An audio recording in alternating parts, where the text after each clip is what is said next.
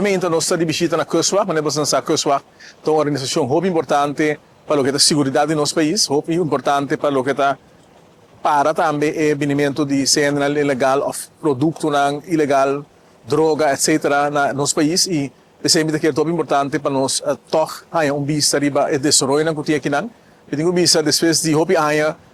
como a vista CUSWAC, Nazuel, Saint Martin, Corsau e Aruba. Tenho visto que o é o mesmo nível de profissionalismo, o mesmo nível de determinação para cumprir com a tarefa importante que nós temos. O é certo caminho que tem coisas a cambiar e o que tem retornar que nós conhecemos de bastante passar, que ainda necessita atenção. Em todo caso, há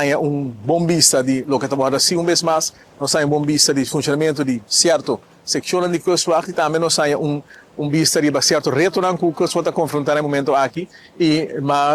permitir também que nós damos toda a atenção na retorno aqui, ao aspecto aqui com o mestre de também solucionar basta ali e me seguro que o povo Marte está satisfeito e contente com nós conta a organização de CUSWAC que atrapa full Caribe holandês, em cooperação com a parte de Holanda também, e tem garantizar segurança riba água, mas também riba terra. Também, e maneira que está conhecida a minha pessoa,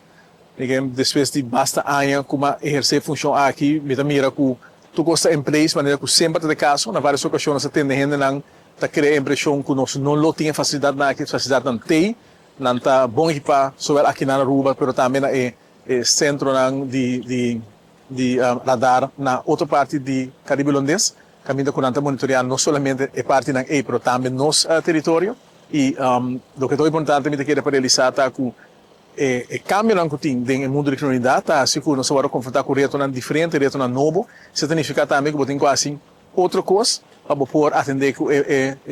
retorno aqui, sin embargo, não está bom equipar, não está batalha, não está queda bom equipar e nós conseguimos tratar também a melhorar certo facilidade para nós estar mais efetivo. É muito importante para realizar que o trabalho que está assim, está trabalho que está dando um bom resultado, mas não está aí nenhum caminho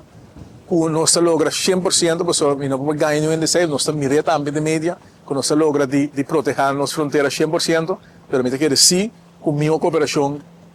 tudo está envolvido e mais uso eficiente de média que tem na nossa disponibilidade, nós vai estar ainda mais efetivo no futuro.